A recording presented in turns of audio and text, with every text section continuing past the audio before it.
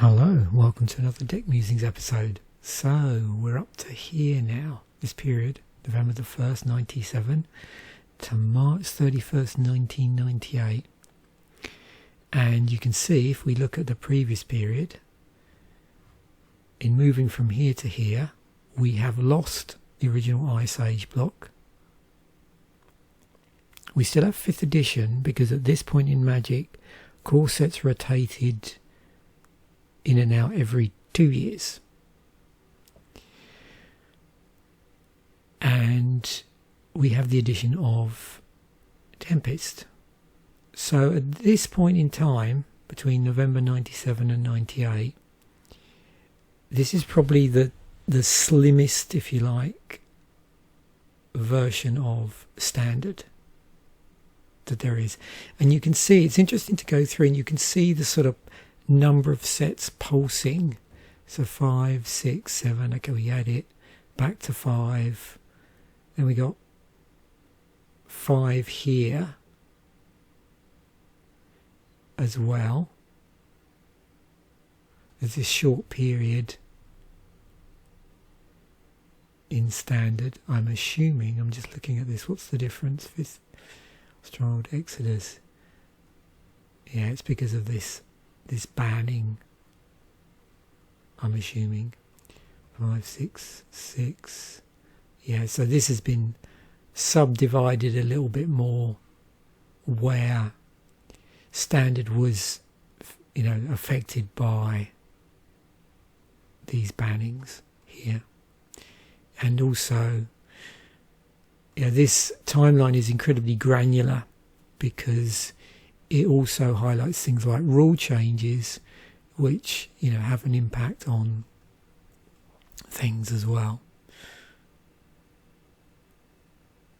So that might possibly cause a slight shift in the metagame. So it's it's good the way this article has been sort of subdivided up within just where the rotations were, and extra demarcation lines have been brought in based around some other changes to Standard as well. So I quite like that. As you scroll down through this, you may also notice that there's almost like there's 2 rotations going on. You've got the core set rotation. I don't know if I can find one here where it's the one between 5th and 6th. So you can see there's 5th there.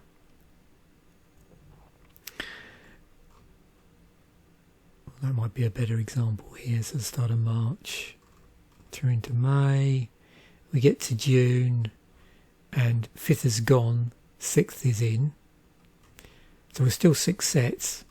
And then we get 7 sets. So the last set of the block comes in. And then the new set of the next block, and the older block rotates out. It goes back down again. So you've got these weird cycles going on. You can contrast that with, once we get up to, I suppose, what would be Magic 2010, once we get into the business of having core sets every year, and then that thing where there was a short period in Standard where you'd have 2 core sets in Standard, so that the card pool would be at its largest, and then suddenly rotation time we'd be back to a whole block, a core set, and then a set from the new block. So yeah, it's quite interesting to see how card pools, the fluctuation in size of Standard has changed chronologically over time as they've tweaked with things like rotations of core sets, or the absence of core sets completely, the way blocks are composed, 3 block sets versus 2 versus 3 versus 2 and then 1, and then wherever we are now, where what we're rotating every 2 years. So yeah. Anyway, back to the actual deck side of things. So we're here, and one of my favourite formats, block constructed. It's just Tempest, which is great. So we've got this one large set.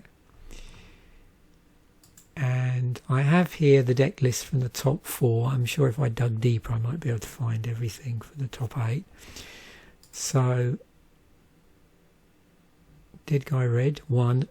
I was tempted to do another red deck because Tempest was, from my understanding, was pretty significant for mono red in terms of the, particularly, you know, these cards coming in.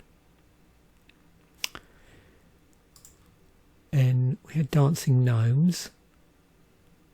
This does actually have Living Death in it. I did want to focus on Living Death in this episode, but I thought I'd focus specifically on this deck, Adam Katz's deck, which finished where 4th. So yeah, we're going to have a look at the Living Death deck. There was also this White Weenie deck as well. But Living Death it is. So let us get into the world of Living Death. So blue-black deck, 20 creatures. Very interesting cards here. This is all arranged in order of increasing converted mana cost. So we've got Rats of Rath. It's a 2/1 for 2, and this interesting ability which allows you to destroy a target artifact, creature or land you control. We've got Bottle Gnomes, 3 to cast. It's a 1/3. Sacrifice Bottle Gnomes, gain 3 life. Now you'll see why Rats of Rath makes sense in a moment once we see the action of Living Death if you're not familiar with it. Gravedigger, 3 in a black, 2/2. When Gravedigger comes into play, you may return target creature card from your graveyard to your hand. So you do have ways of getting individual creature cards back from your graveyard. So it's interesting in a deck where you want stuff populating your graveyard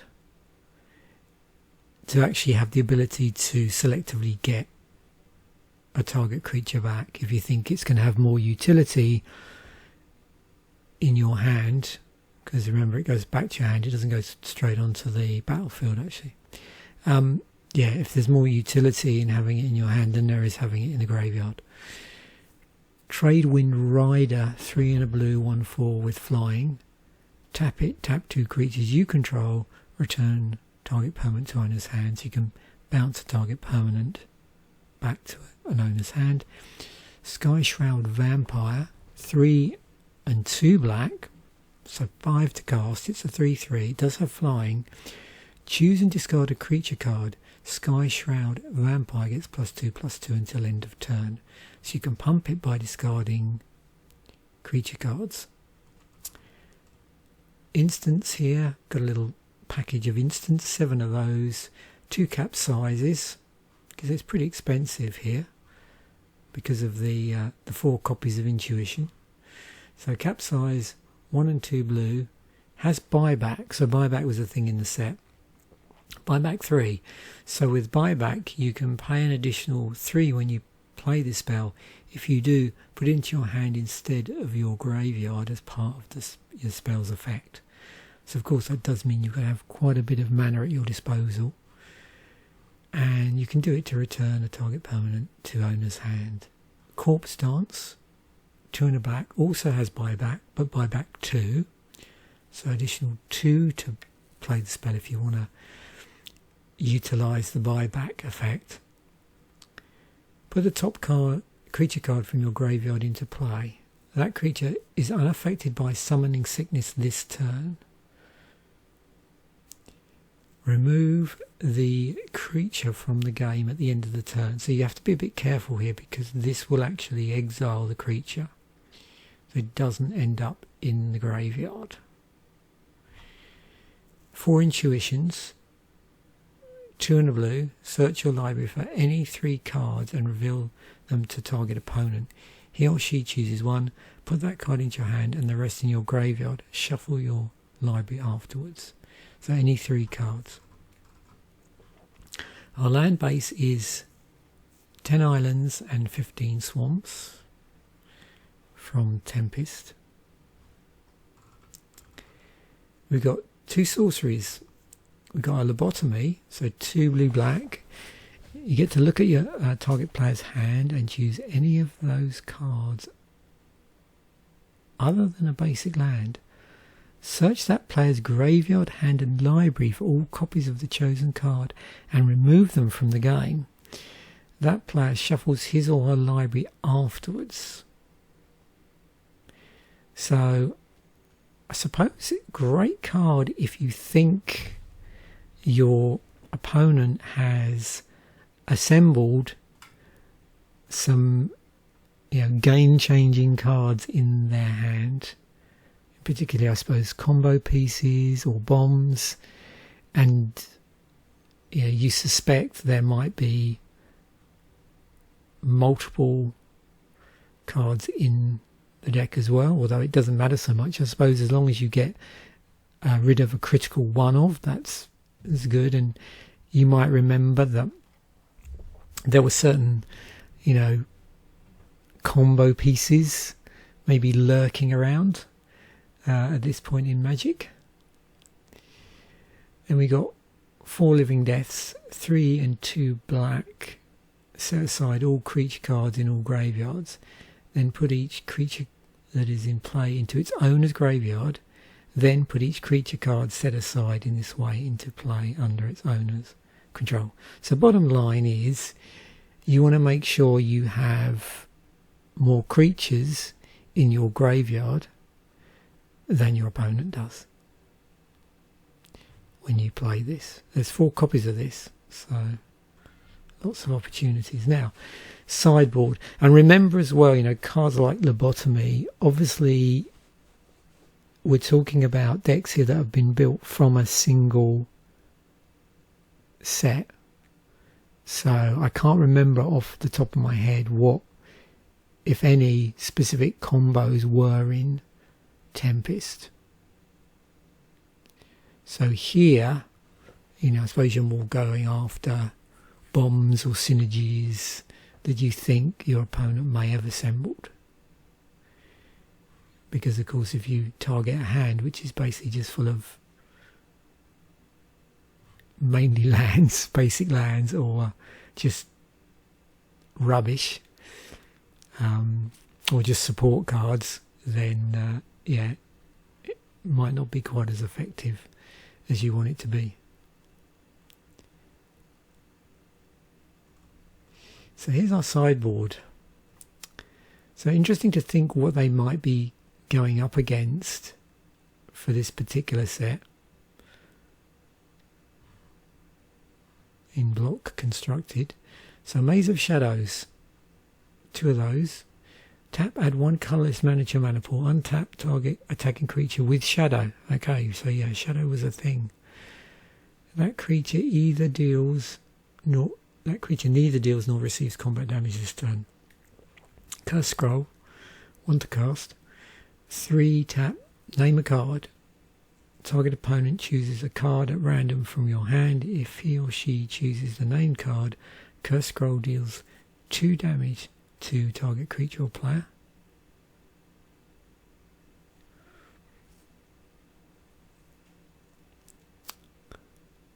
Dread of Night, single black, all white creatures get -1/-1. So you probably saw there was a white weenie deck in the finals. So yeah, obviously white weenie was seen as a threat. We've got Power Sink, X and blue. Counter target spell unless its caster pays an additional X. If he or she does not, tap all mana producing lands that player controls and remove all mana from his or her mana pool. And we're playing blue here, so it makes sense to leverage counter spells in our sideboard where we go up against a deck where we specifically want to increase the amount of counter spells at the expense of something else in the deck. Altar of Dementia, 2 to cast. There's 2 of these. Sacrifice a creature. Target player puts a number of cards equal to that creature's power from the top of his or her library into his or her graveyard. This could be tricky sideboarding in, I suppose, if you were going up against a heavy creature deck proportionally, where there's a lot of creatures in their deck, because one thing you don't want with this deck is necessarily a lot of creatures in your opponent's graveyard if you're planning on playing Living Death.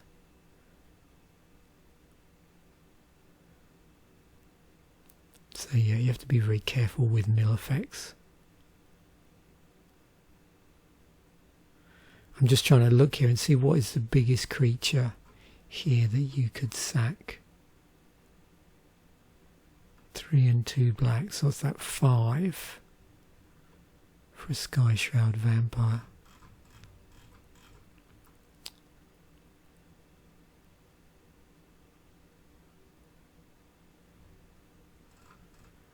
And then we've got Dark Banishing. Destroy target non-black creature. That creature cannot be regenerated this turn. We've seen Dark Banishing before in Standard. It's interesting it was reprinted in this set. We'll have a look through. I think it was in one of the core sets prior to this. But certainly we've seen different artwork for Dark Banishing.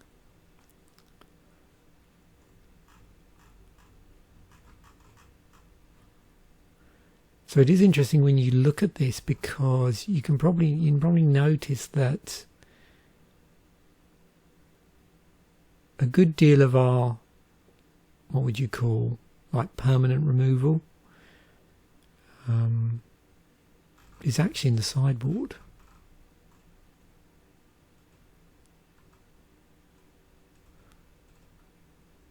Yeah.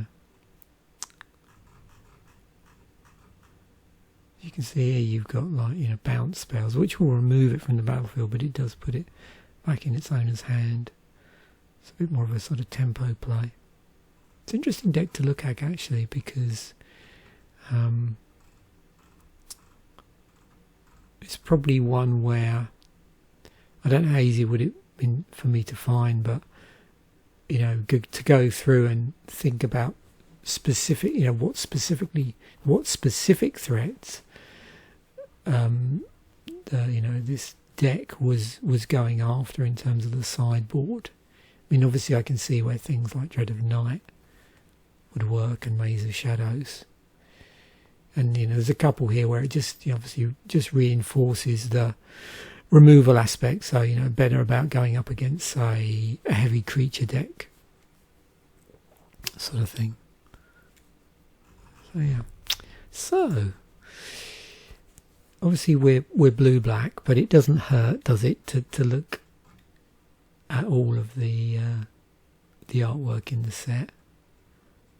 So but this is our artwork for specifically this deck that we would be able to choose from. Obviously we could potentially choose from basic lands from earlier sets. There's no problem in doing that. But I do think Tempest does have some nice artwork in it. Particularly like the swamps here.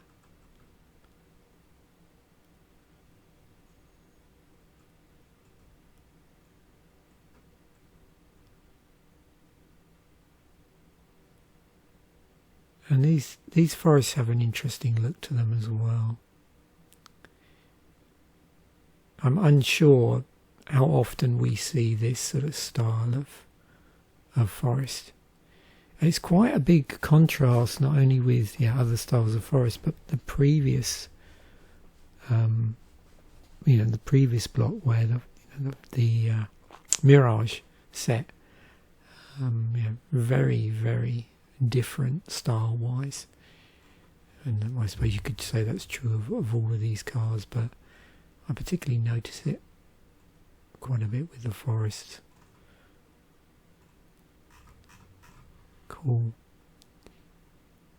And also just looking overall, very, very dark artwork, actually.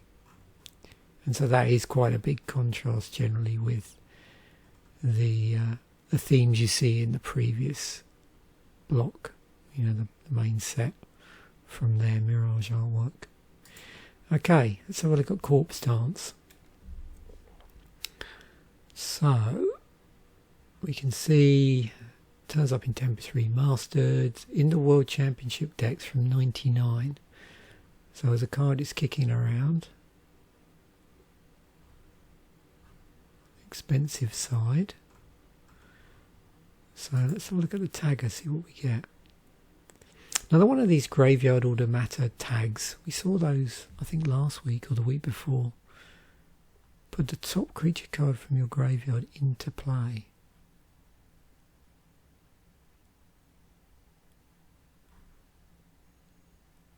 So yeah, I'm curious about this actually more than anything. And also you can see here, yeah, this went on to be haste.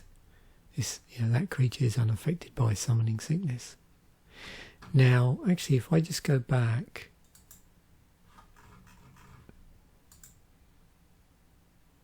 yeah, you can see how they reworded it for the Tempest Remastered Magic the Gathering Online.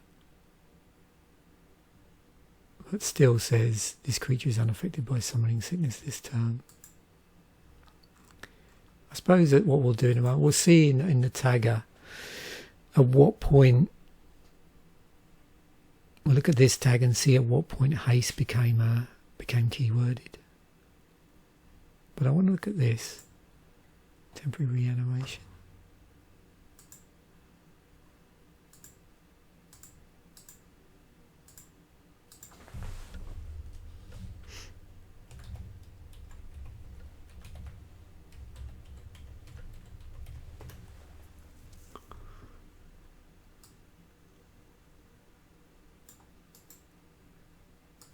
So 85 cards here, there we go, look. Cauldron Dance.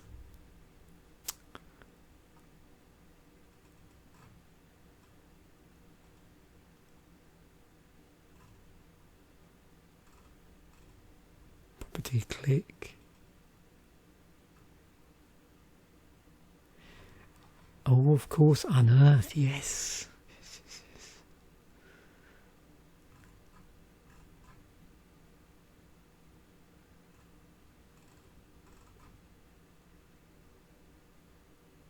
Yeah, so they stapled it. Is that basically just like stapling it to a creature?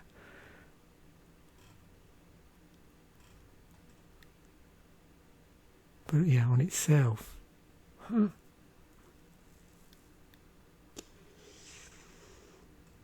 So that turned into Unearth. And we get that all through. What's this? This is a lot. Shards of Alara.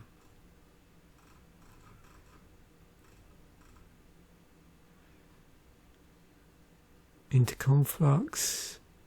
Yeah, into Alara Reborn. So what was that? Was that the Grixis ability? Yeah, I think so. Blue back red. It's an interesting period in Magic as well. Like, what, was it the case that all of the cards in this set were multicoloured? Wasn't that a thing? No. What am I saying? Sorry. Scratch that. This. Ah, damn it.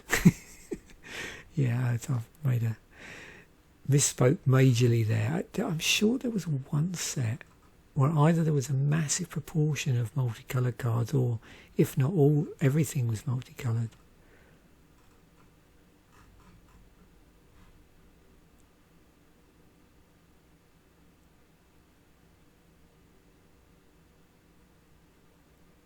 Maybe it was Alara, I'm not sure. Yeah, I'm not sure. Maybe I'm misremembering. Yeah, I must be misremembering. But yeah, looking at it now, it definitely wasn't Alara.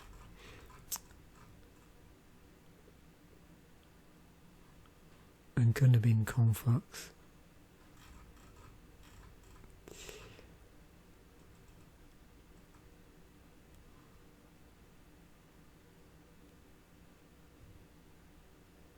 There's a few here that later on here you can see that aren't, you know, aren't targeting themselves. We've got Unearth making a reappearance.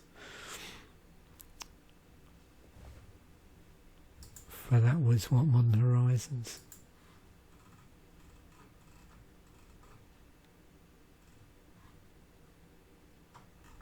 Is this Commander product? Not all of it. Ew, look at all this Unearth stuff. Oh, that was a 40k dex, wasn't it? Yeah.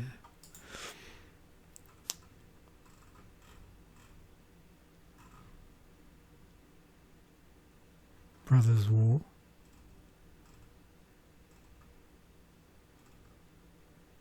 There's quite a bit of Unearth there, again.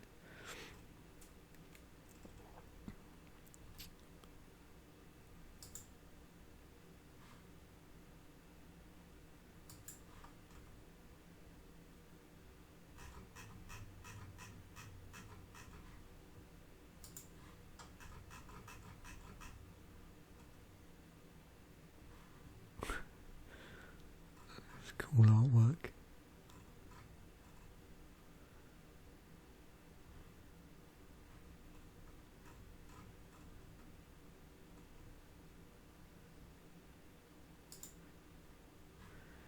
Oh yeah, one of the plane chase planes.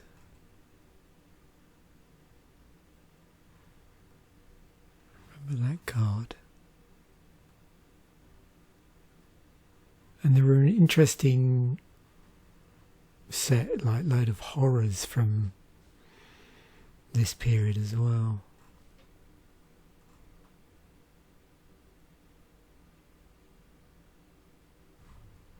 Yep, elemental there.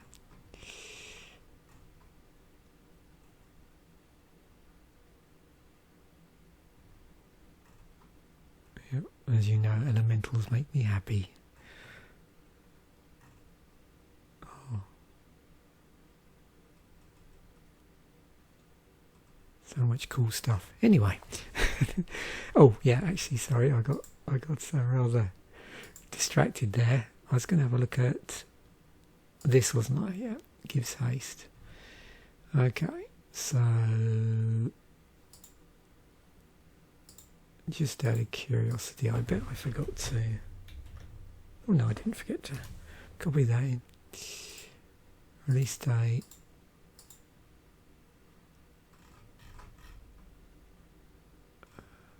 Unaffected by summoning sickness, blah blah blah blah blah. Oh, here we go. Onslaught.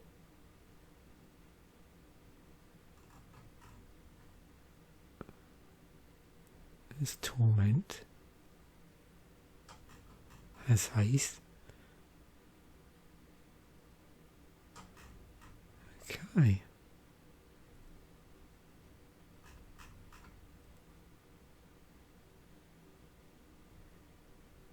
Interesting. So, Templist. Templist. That's that stronghold, isn't it?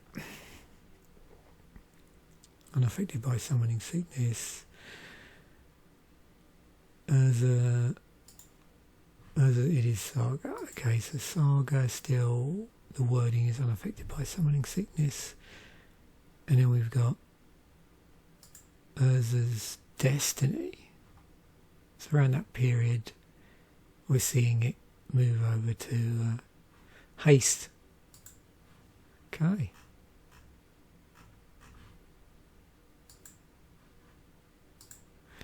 Ah, Rats of Rath.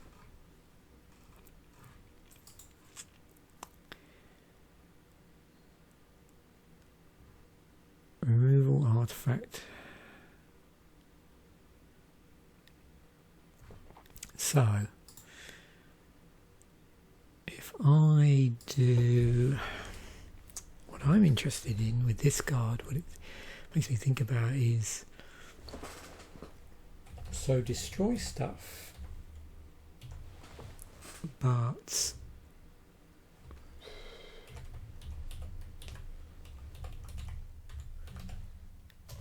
creatures that have the ability to destroy your stuff.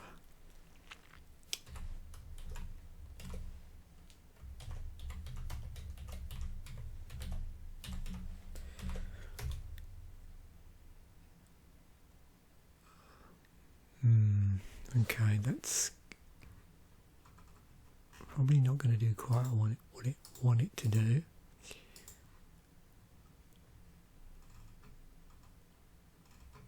How can I best word this?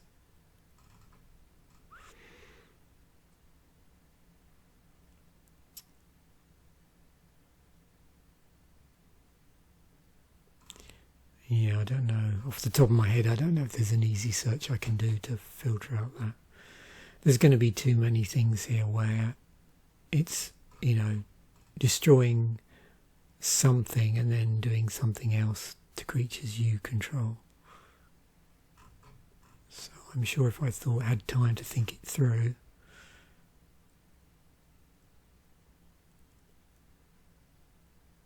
that's an interesting ability to destroy a target enchantment or card on a creature you control. So actually get rid of something that might impede you. Yeah, I'll probably have to look through these one at a time. So it looks like there's going to be a few creatures that, when they come into play, blow stuff up that you control. Interesting conditional one here. But obviously it could also be stuff that other people control.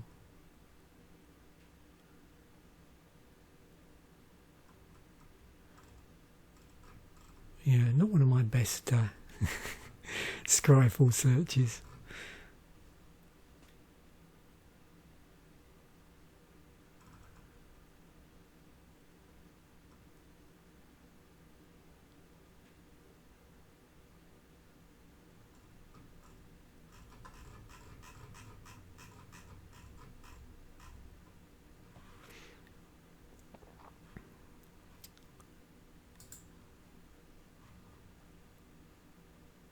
And we've had a look through all of these before, actually, so I don't really want to go back over that too much. Let's move on to Skyshroud Vampire.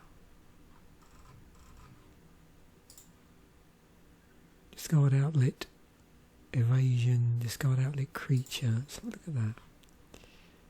Not many.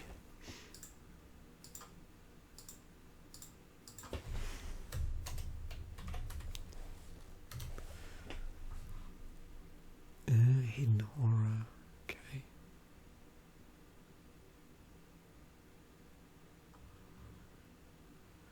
So this one is in discard and you get pump. Not survival of the fittest. So it's interesting here. We've got a number of creatures here, not surprisingly, that as a result of you discarding things or a specific thing, you get some sort of ability.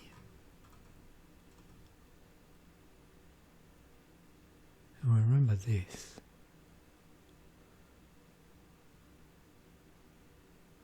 So this is interesting because this puts counters on, whereas this is just pump until end of turn.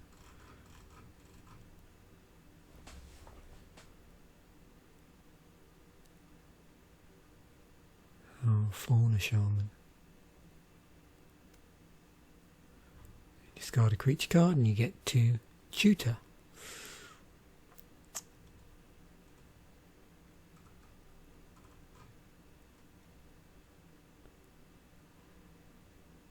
It's pretty creepy.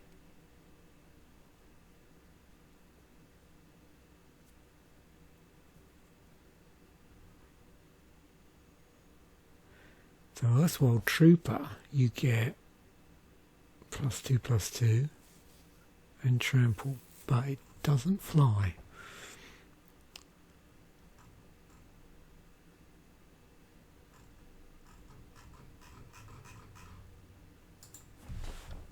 don't know. Let's have a look.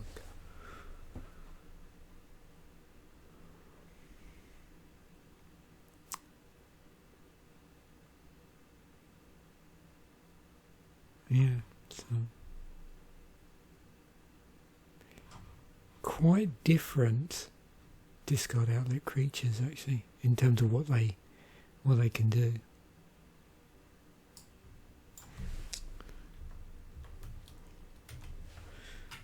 So yeah, interesting, you know, design space to explore.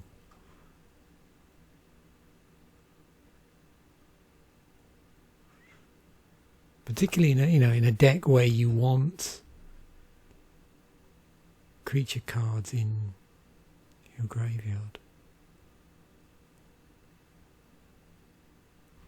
It's turn 5 though.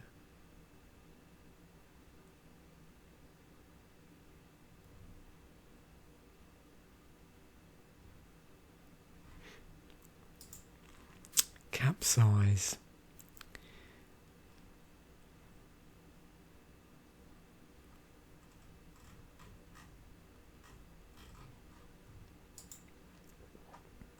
Oh, look at all that stuff. Yeah, because it returns a target permanent to owner's hand, so yeah, pretty much bounces everything. Yeah. Yeah, bounces any permanent.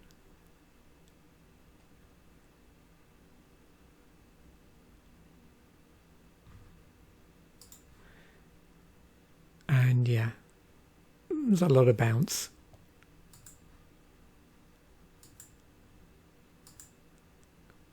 So I think what we should do is, for all our bounce stuff, or stuff tagged as bounce,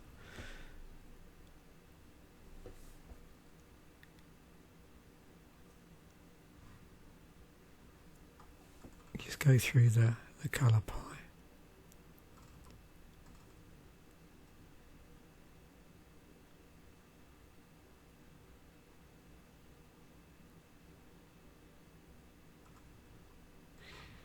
This Mana War.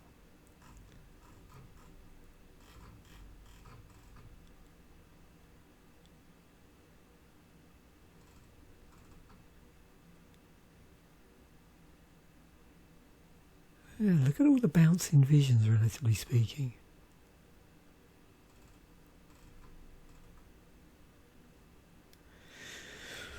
So if we compare that, what bounce do we have in this set? Oh, we got both of these, haven't we? We got Tradewind Rider and Capsize in this deck. Oh, cool, yeah, Erratic Portal. 1 tap, return target creature to owner's hand unless its controller pays 1. Was that the second portal? Yeah, second age one.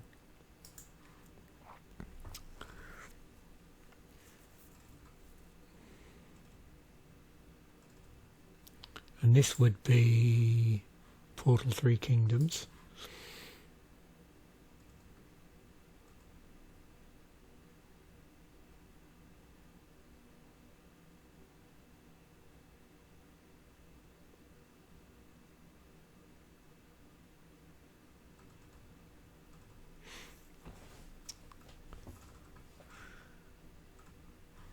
There's Cauldron Dance again.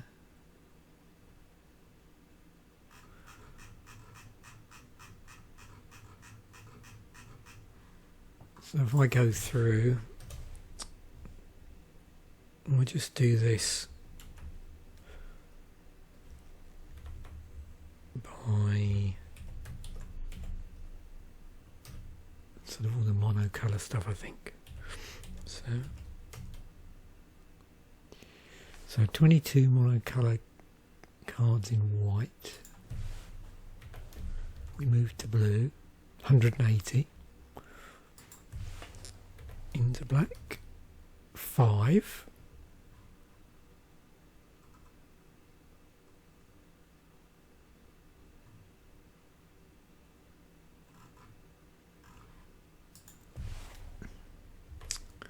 Red, we get 9.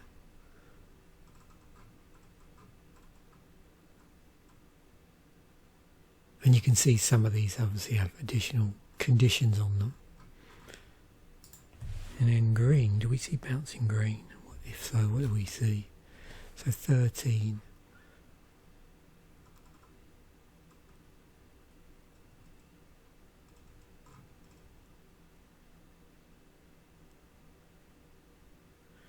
I was curious as to whether there was a tendency here for it to bounce lands over anything else. But it does seem quite selective about either green creatures or types of creatures.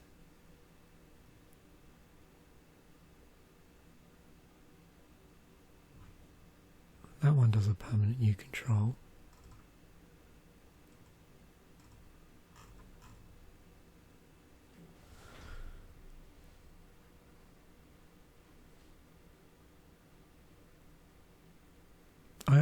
I'm always fascinated by, you know, bounce stuff on when you bounce stuff on yourself, particularly, you know, with the case where you've got permanents with ETBs on them.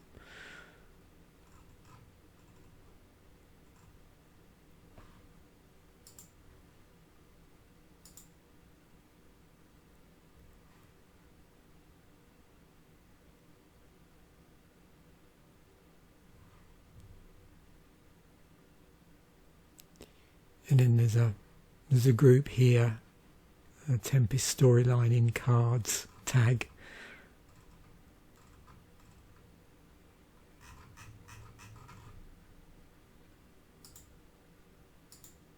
So if I just ask it to, I mean, there's a couple of things I could do to get it to just show the Tempest version.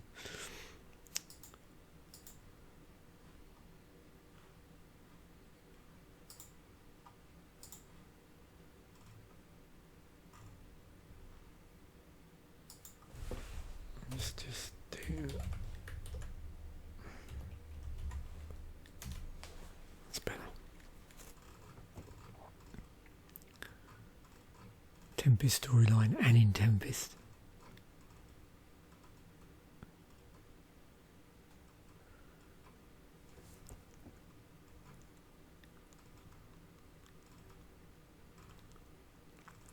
I can see we're going to have fun in the artwork episode. Well, based on whatever cards I happen to have. That's going to be rather random.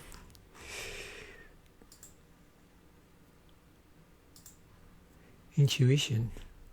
Search your library for any 3 cards and reveal them to target opponent. He or she chooses one. Put that card into your hand and then... So it's interesting tutoring going on here. Oh, that was it, yeah, fact or fiction.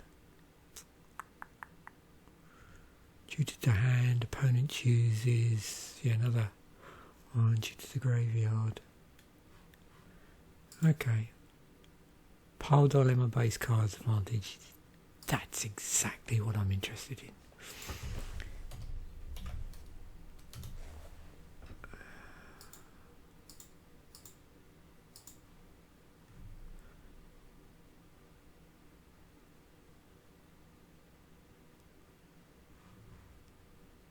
Look at this, Phyrexian Portal, how much is that?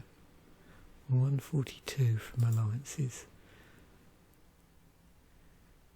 So 3 to cast, cost of 3, target opponent looks at the top 10 cards of your library and separates them into 2 face down piles. Choose one of those piles and remove it from the game. Search the remaining pile and put one of those cards into your hand. Shuffle the remaining cards into your library. Ignore this effect if you have fewer than 10 cards in your library. Wow.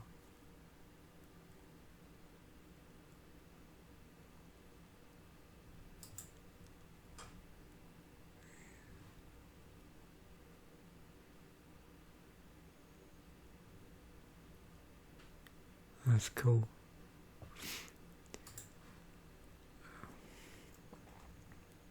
Oh yeah, the ultimatums. And of course we've got Jace, Architect of Thoughts, the Sphinx of Uthun.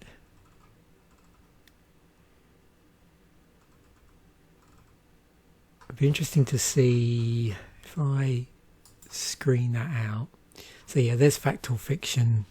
Reveal the top 5 cards of your library. An opponent separates these cards into 2 face-up piles. Put one pile into your graveyard and the other into your library. And then we got Covenant of Minds. So you can see like variations on a theme in terms of sorceries and instants that do it. If we're just curious about, let's look at this from a few different angles. So sorceries.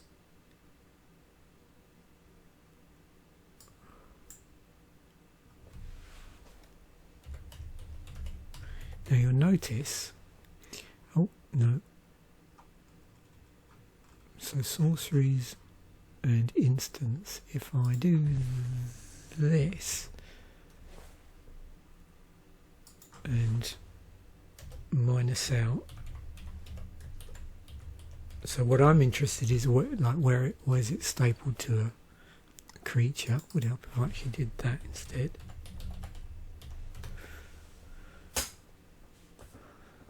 What are you left with? So we have that artifact that does it, and then we have a number of creatures, a planeswalker and a scheme.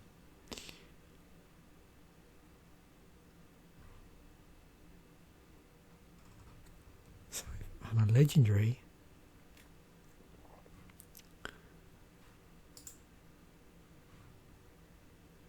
top 4 cards of your library. An opponent separates those cards into 2 piles. Put one card into your hand and the other into your library.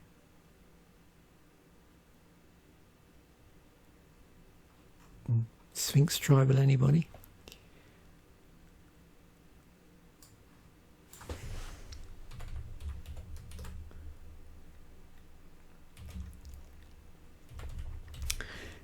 I love it when these episodes take a slightly random turn.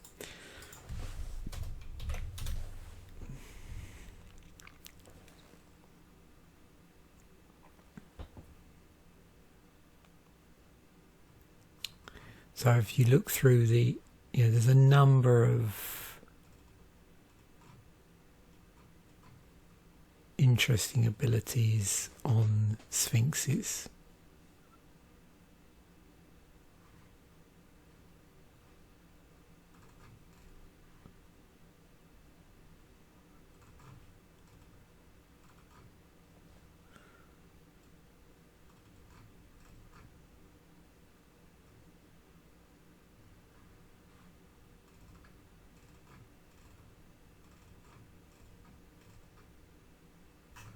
So if you were going to do Sphinx Tribal,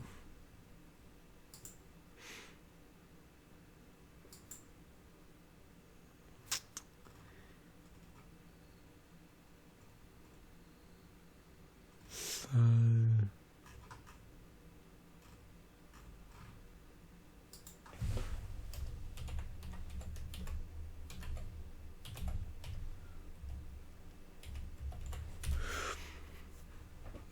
here are all your commanders. I was just wondering, like, what's the most amount of colours that you can play in?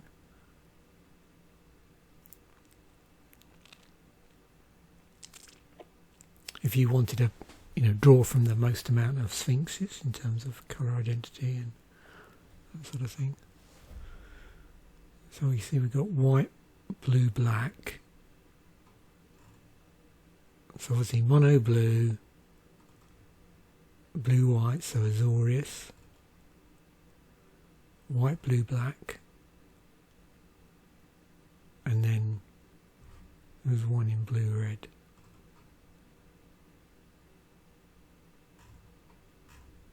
Okay. So Tradewind Rider, so another one of these bounce things. Cropped up a few, actually no other set. Just all special stuff. Oh yeah, same sort of thing. Bounce and evasion. That's an interesting tag. I don't think we've seen before. Tap fuel creature.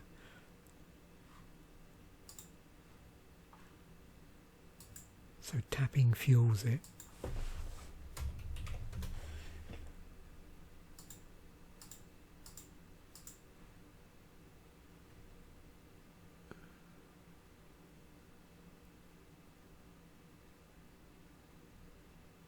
Yeah, so tapping creatures fuels something. You can see like there's other cards that will perform that action.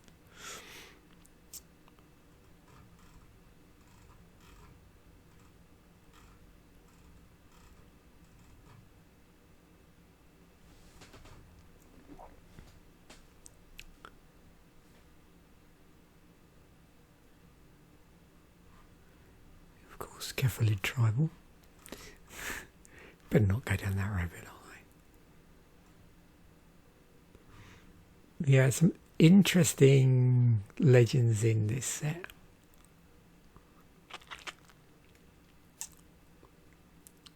Yeah, I'm not sure where too sure where I stand on Odyssey in paper cards actually.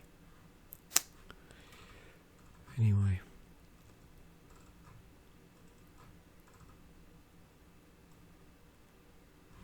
Wow.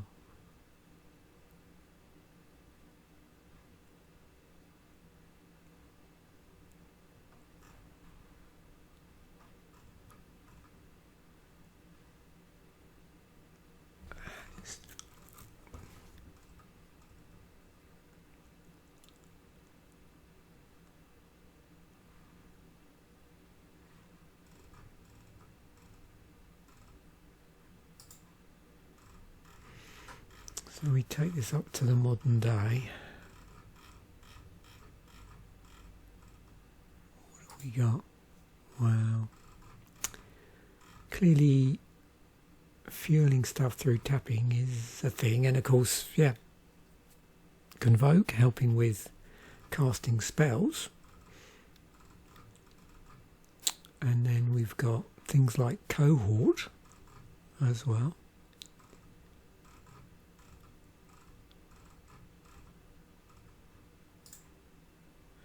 And on and on.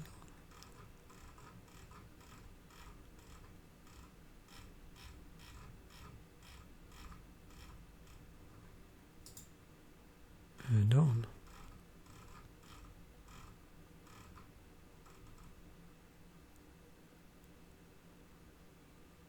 That's impressive.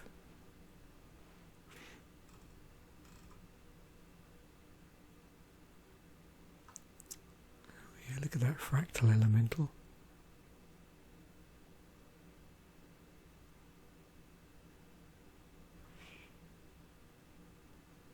That just instantly reminds me of a Doctor Who episode from way back. I'm trying to even remember. It might even be there were two sort of sets of episodes, and I'm talking about possibly like Tom Baker era and maybe even before, where they said in that it was a sort of creature which had a, was it bald head that was more sort of flesh coloured and like a single eye. Yeah, I can't remember the name of that.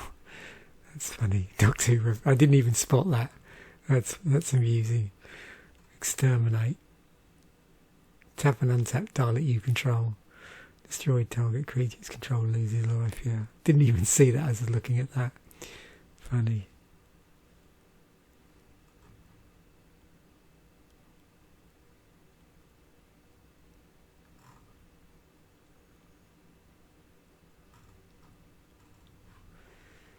Okay, oh, Lobotomy, right. And that is a tag as well. So, first time we've seen these similar twos in this episode. So Dispossess. Choose an artifact card name. Search target opponent's graveyard, so it's similar to This is any card. This is an artifact card name. Memoricide, a non-land card, and then Lost Legacy. Name a non-artifact, non-land card. So all the Lobotomy cards, or ones that have a Lobotomy type effect. Yeah, of course, Deicide. The band, the card, not the band.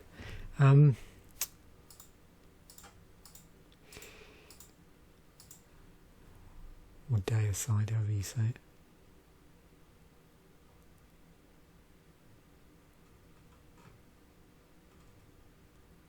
Eradicate, extirpate, memoricide, oh yeah, surgical extraction, of course.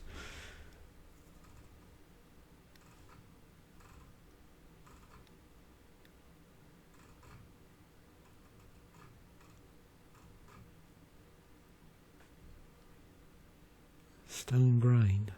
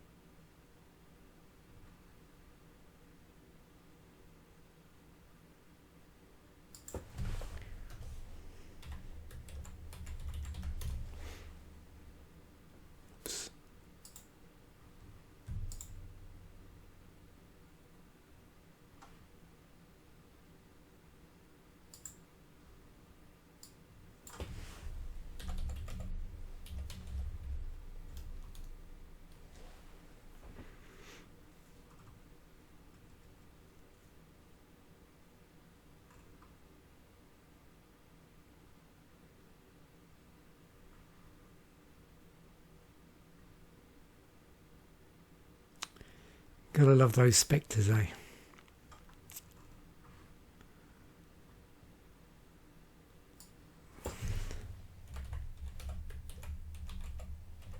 I'm sure I've brought this up before.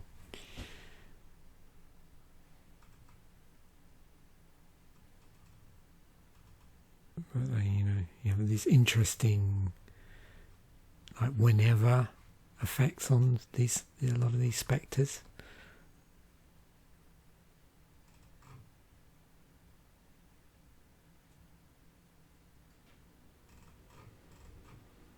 Particularly like whenever it does combat damage, something unpleasant happens. Oh, Bottle Gnomes. Yeah, these cropped up in a lot of different sets. And you'll often stumble across the tournament decks with them in as well. 1 3 for 3 with this ability, if you sack them, that you gain 3 life. Okay, so that's a thing called a martyr tag. Right, or that's tagged in as something. As martyr, let me just check that. What did it say? Creatures to sacrifice themselves for benefit. Okay. And yeah, a lot of those.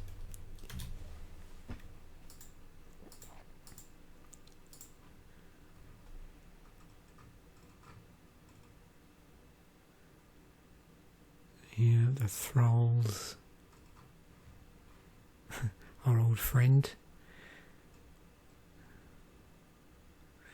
Or friends.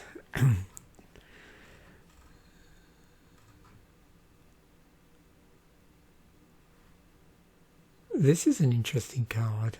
I don't know if anybody remembers these. So these are from Mirage. So there's interesting, got 3 cards of Feral Shadow, Breathstalker, Herbal Panther. Search the library for a Spirit of the Night and put it into play. So there's this interesting like group of cards that form a combo to tutor for Spirit of the Night.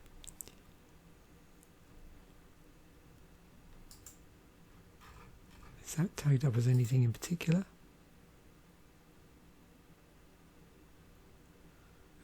Not really.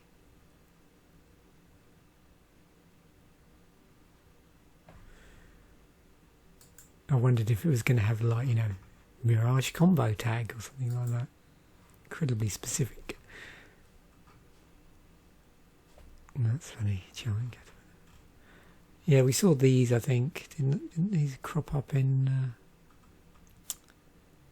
It's funny, even though I would have done Visions fairly recently, I have real problems remembering what artwork I had in the sort of random artwork episodes. I'm also always like a few weeks ahead as well, which doesn't help matters.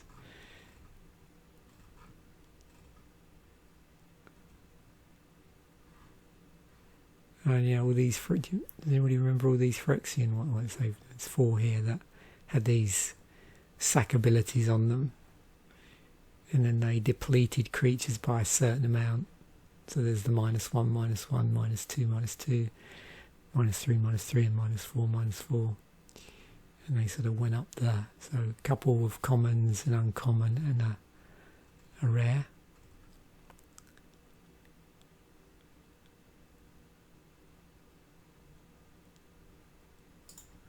Just go to the end.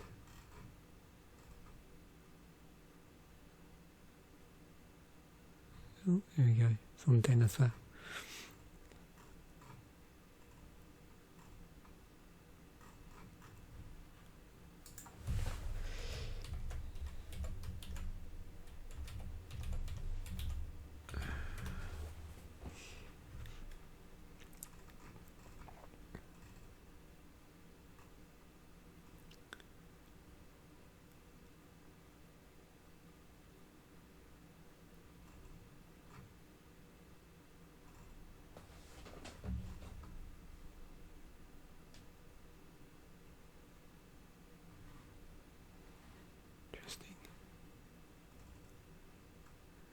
Oh yeah, of course, Safi, Eric's daughter.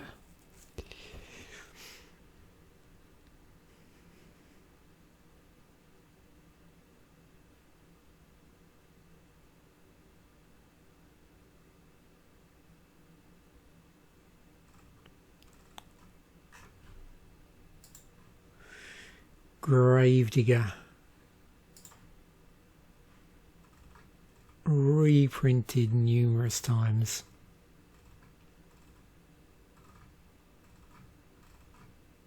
One of those cards, you know, I suppose unless you played Magic for that one summer, wherever, you probably have come across.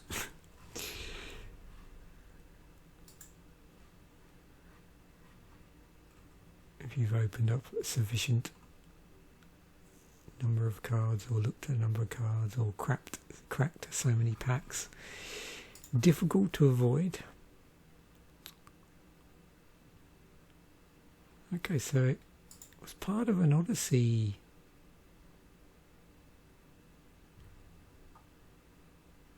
cycle, was it then?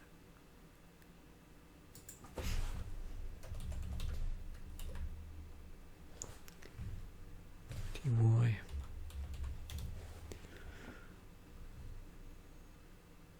There you go, quite different artwork.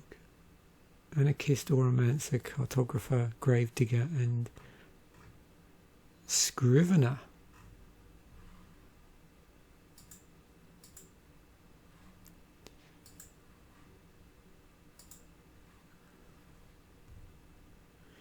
Raised Dead with Body.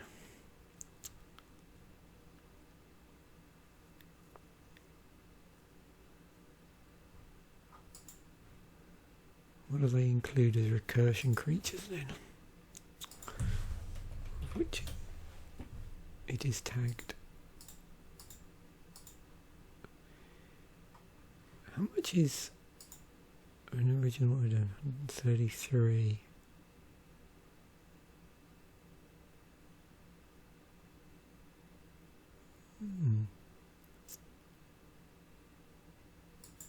Wonder why that's never been reprinted.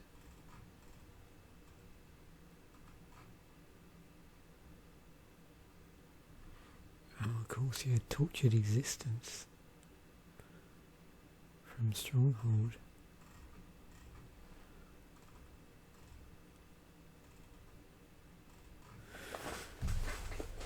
Skulgari Guildmage.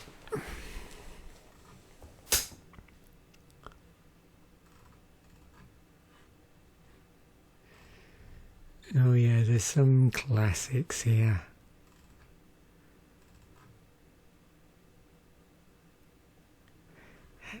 That's very similar to other artwork, isn't it? I'm trying to remember where you've got the hand coming over the tomb. Yeah, it's gone, I can't remember, but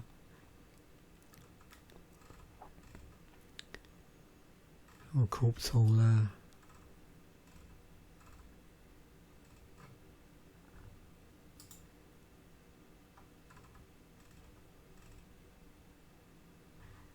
Grave shifter, interesting sort of homage there in the artwork. It's also a changeling.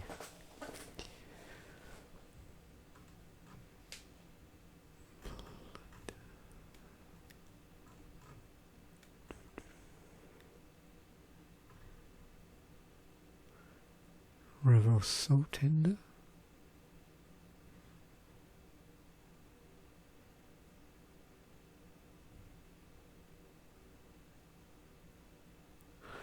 Well, this is an interesting mana generator. Green white. So 1 green white for 2/3. Add 1 mana pool. Add 1 mana of any colour to your mana pool. Sacrifice it. Return target dinosaur card from your graveyard to your hand.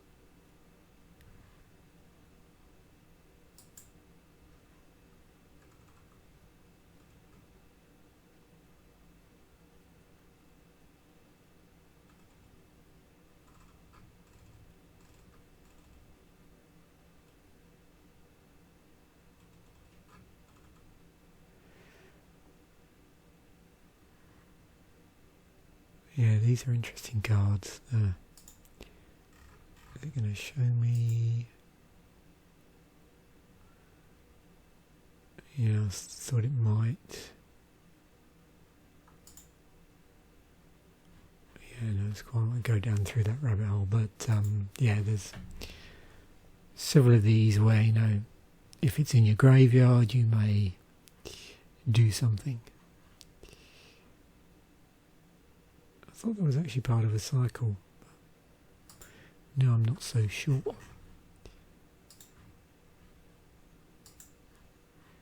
And finally, Living Death. So, yeah, it turned up in Commander 2011. So the original Commander decks, it was also in that. This is a pretty interesting dual deck. God, my voice went up a few octaves there. So I think, wasn't it the case that one of the decks was monocolour and then the coalition deck was a 5-colour deck, maybe? Again, I'm doing that purely from memory.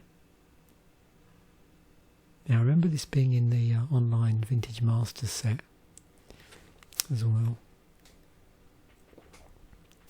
So is that the case that the only time it's been reprinted in a paper set was Masters 25? All the rest of these where it's in paper, all special. So this is that Annihilation, which I'm not sure if I've got this from the vault or not.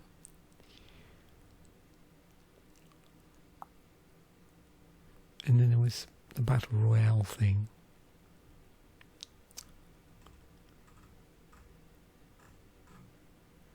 Probably should have picked that up when I had the chance, but hey. Just an interesting product to have. Right. Scrap Mastery, Mirrors. So how does it mirror it? Set aside all creature cards in graveyards. So scrap mastery. Each player exiles all artifact cards from their graveyards and sacrifices all artifacts they control. Then puts all cards they exiled this way onto the battlefield. So this one does artifacts. This one does creatures. Okay. Sweep a creature sacrifice. Let's look at that one. Because as you can see here, we don't have many.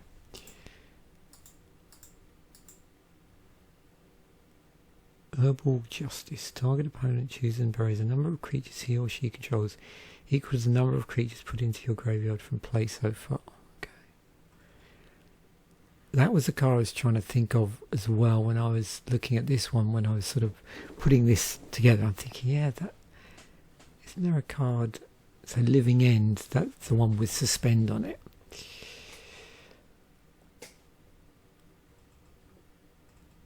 And okay, Archfiend. Necrotic Hex. Each player sacrifices six creatures. You create 6 tapped 2/2 black zombie creature tokens. Killing Wave. Okay. And then there's sort of some variations on this. So this one here, you know, you're shuffling around. So you're taking all your creatures in your graveyard. It's killing all of your creatures in play, and then putting the creatures that you set aside from the graveyard back into play.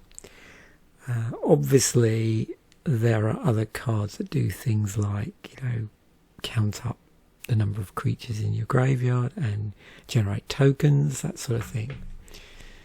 But it's interesting to see specifically ones where they're really just, you know, swapping the creatures in play with the creatures in the graveyard.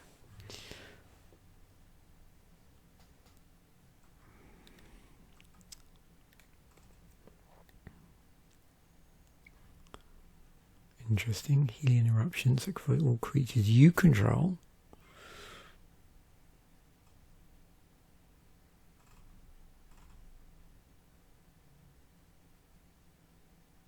There's a few here where you get to sort of choose.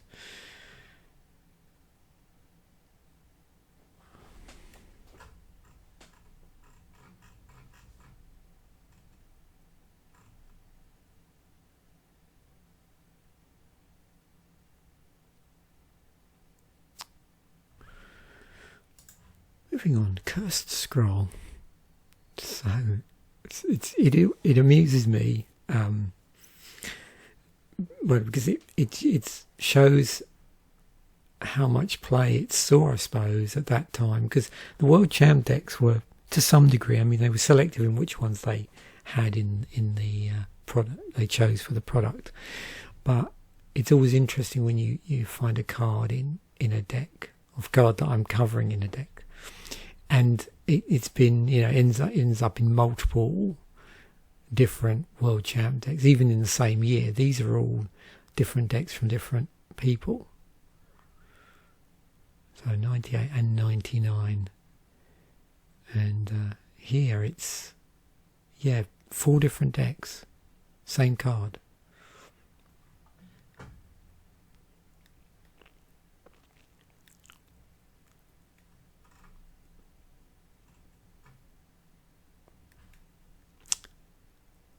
I can't tell either at this point without drilling down in other resources whether or not these were like these were a sideboard card. So I think that was a sideboard, wasn't it? Didn't look at the curve. Interesting curve.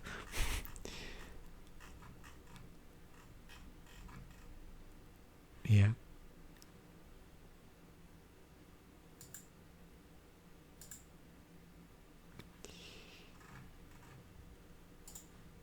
So what is this tagged as? Oh, mini game. Wonder why. Discard it random from your hand. Pinger, burn any oversized. quite how that is categorised. I don't think I'll go down that rabbit hole. I mean, you're probably aware quite a number of pinger effects in Magic's history. It's a thing going way back, and dare I say it, you'll probably recognise some of the early cards.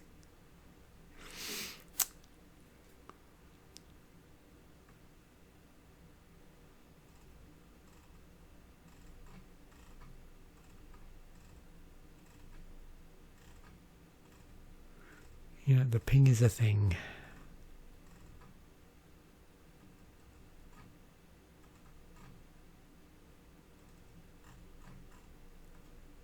I thought it was cool, you know, on these guild mages, where just the way it was done, you know, where they were consistent. Yeah, that's what I'm looking for. They were consistent about the ability, to the degree that, you know, so here's the green, white, red one. So the red ability here does exactly the same here as the black, blue, red, and the red here. So yeah, that was something interesting to see on that guild mage cycle in Mirage.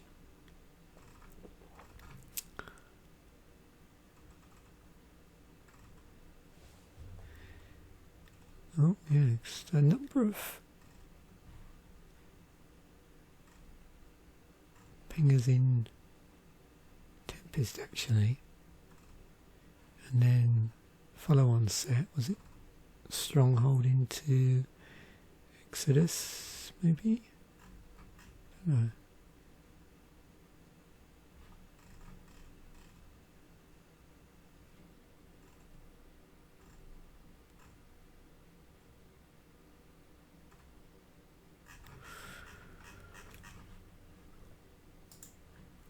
Maze of Shadows, just in Tempest. So yep, anti-shadow sideboard card. Yeah, we've looked at utility lands before, so let's see what sort of shadow hate we have. Okay, good old Circle of Protection shadow. If I do this, I mean, so shadows in Tempest, you can clearly see was a thing, and also as we see here, shadow hate, and then it cropped up again in Time Spiral. They sort of resurrected some shadow stuff in Time Spiral. So if you actually look at shadows themselves, so if we do a type of shadow,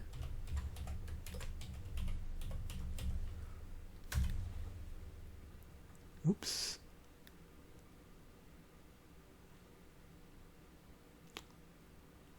that's not right, is it?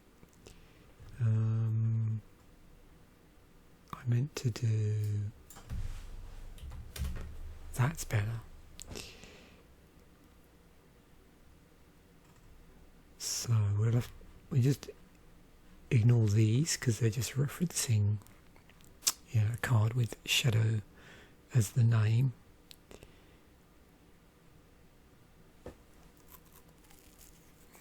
Shadow Guild Mage. So going forward, you can see, yep, tons of shadow in Tempest.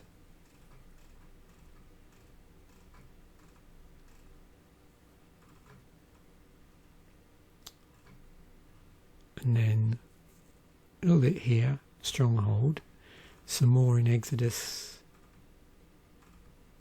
and the rest of these are just because it mentions shadow here and it's not the shadow keyword.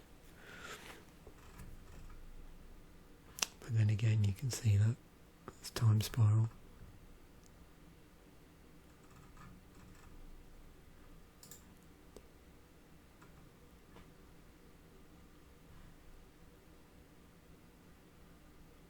Did also crop up in Planar Chaos. And Future Sight.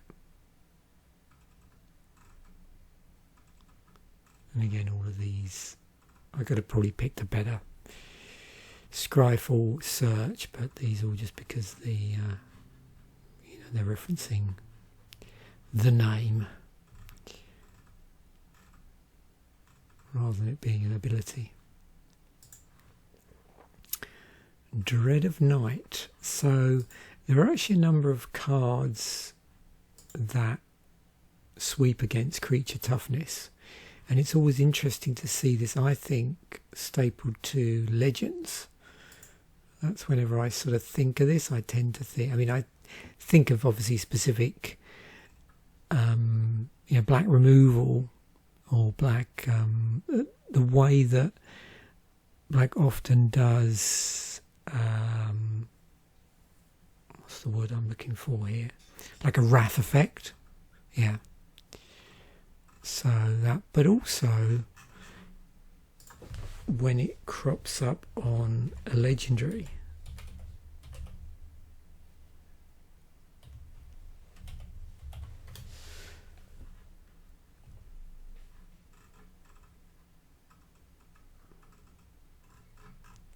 And the ones I tend to think about are Ascendant Invocar and, well, obviously Krovax as well, but then Elish Norn. So there's a -2/-2. You've also got Kervek the Spiteful, which is other creatures get -1/-1. And then Night of Soul's Betrayal, where all creatures get -1/-1. If I just clarify that by doing this, you can get a better idea of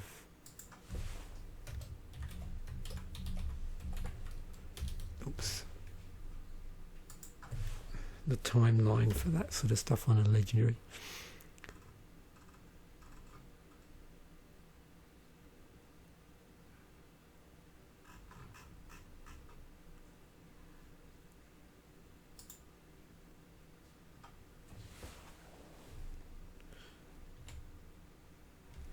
Right, oh dear me. Anyway.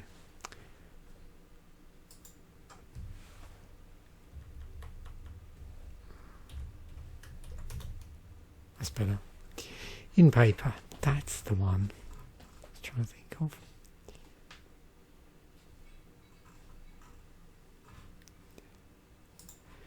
And a couple more. Power Sync.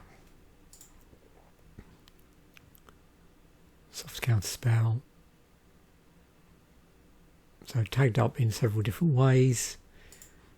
So what is exactly a soft counter spell? So it gives the other player a chance to buy off the counter, such as mana. Is what a soft counter spell is. Don't know if you quickly saw it when it popped up there, but where's it gone? Yeah, it's interesting. It's on this Legends here. And we've got things like, classic things like Mana Leak. So, yeah, there's a number of well-known cards where they are soft counter spells.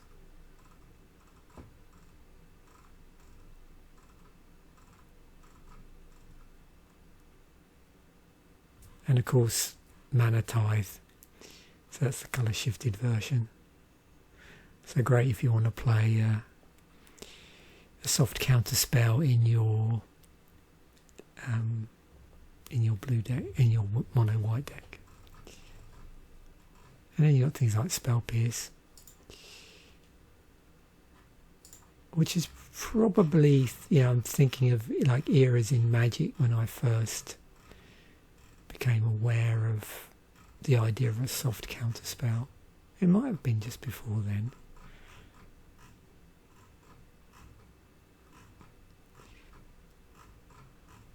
Yeah, and then again with Spell Rupture. And finally, Dark Banishing, which we have seen in other episodes because, yeah, it was in Mirage, it's in Tempest as well. It was in Ice Age, 8th edition, 7th edition. Yeah, if you go back here, yeah, so Ice Age first printed, but cropped up quite a few times, and as you can see there's several different pieces of artwork.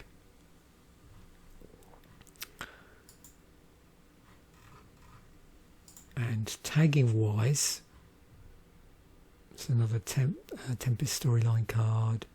Removal, creature, destroy. That's going to be a ton of cards. It's on the Notorious Assassin.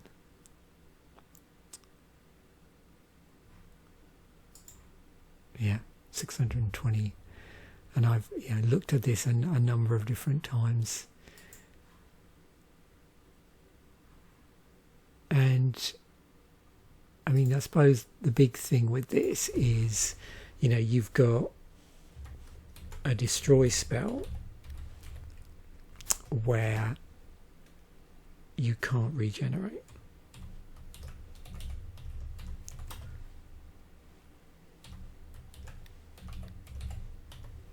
Now there's, probably remember,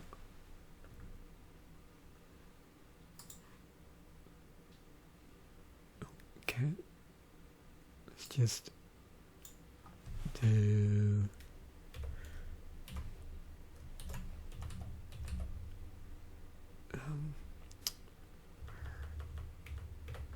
try that first actually. Should have looked at the Oracle text first. Damnation. Right.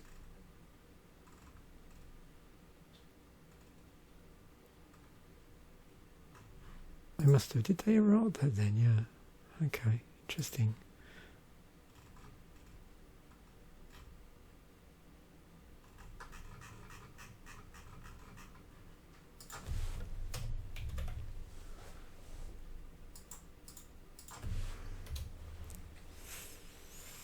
Yeah, terror. Destroys a target creature.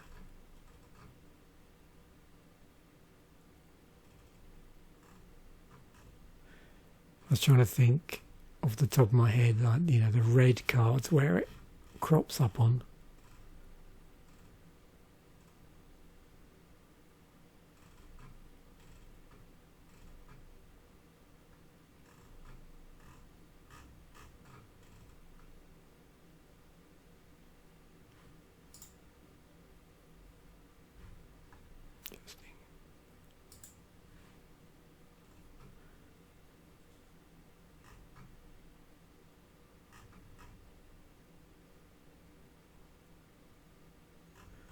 I'm assuming it's the case where if they use the term bury on here, that meant, yeah, it can't be regenerated. Okay. Interesting.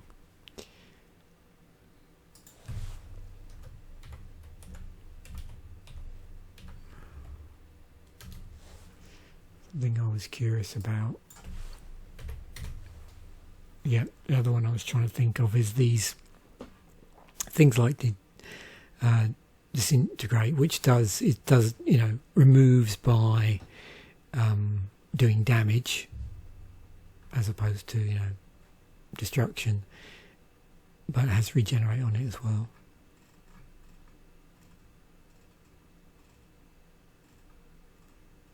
So yeah, things like incinerate. That's the other things I was trying to think of in red.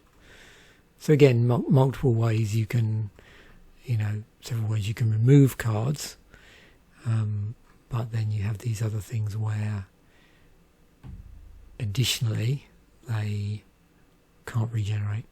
You can see again it has a number of cards here where it just basically says bury. As we go on later in Magic, then it specifically says cannot be regenerated. But all those ones that had bury on them appear to have been errated to have the cannot be regenerated as well. So there we go. Hopefully you enjoyed that. That was really interesting for me because we looked at a whole ton of card types that we haven't necessarily seen before, and that's I try and aim for that. I can't always get it right, So yeah, next week we'll be moving into this area, so we'll have Stronghold coming in, and we'll see what we can dig up tournament wise or other if it's slim pickings. So thanks once again for watching. Bye for now, and I will catch you in a future episode.